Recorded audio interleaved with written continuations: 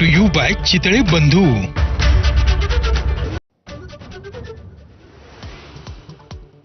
करुणा मुंडे पोटगी प्रकरणी धनंजय मुंडेंना मोठा दणका। 2 लाखाची पोटगी देण्याचा कौटुंबिक न्यायालयाचा निर्णय माझगाव कोर्टाकडून कायम। धनंजय मुंडेंची याचिका फेटाळली।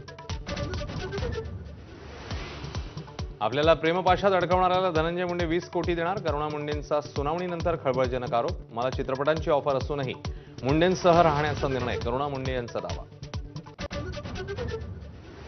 रुग्णालयाने याआधी चांगलं काम केलं असलं तरी कालचा प्रकार असंवेदनशीलच। मुख्यमंत्री वक्तव्यावर ठाम।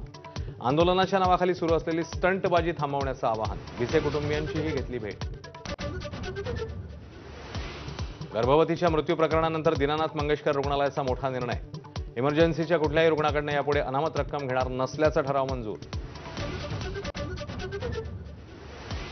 बँकांमधील मराठीच्या आग्रहाचं आंदोलन थांबवा। राज ठाकरेंचे कार्यकर्त्यांना पत्राद्वारे आदेश। बँकांमधील मराठीची जबाबदारी आता सरकारची, राज ठाकरे यांची भूमिका।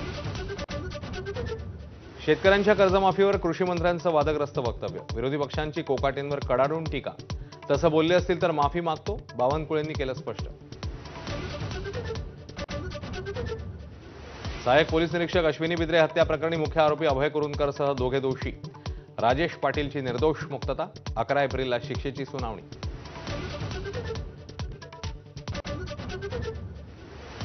बीड जिल्हा कारागृहातील हाणामारीचा मास्टरमाइंड वाल्मिक कराडच। महादेव गीतेचा आरोप। कराडच्या आदेशावरून सुदर्शन घुले, प्रतीक घुलेने साथीदारांसह आपल्यावर हल्ला केल्याची गीतेची तक्रार।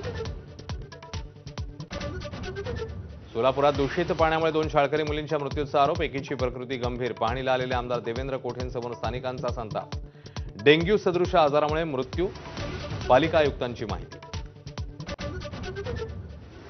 उद्याच्या रामनवमीसाठी राज्यभरात जय्यत तयारी। नागपूर हिंसाचारानंतर रामनवमीच्या पार्श्वभूमीवर पोलीस अलर्ट मोडवर।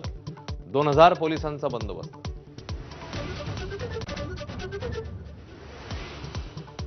पंतप्रधान नरेंद्र मोदींना श्रीलंकेचा मित्र विभूषण हा सर्वोच्च पुरस्कार प्रदान। श्रीलंकेच्या अध्यक्षांसोबत चर्चा। मोदी 3 दिवसीय श्रीलंका दौऱ्यावर। हेडलाइन्स।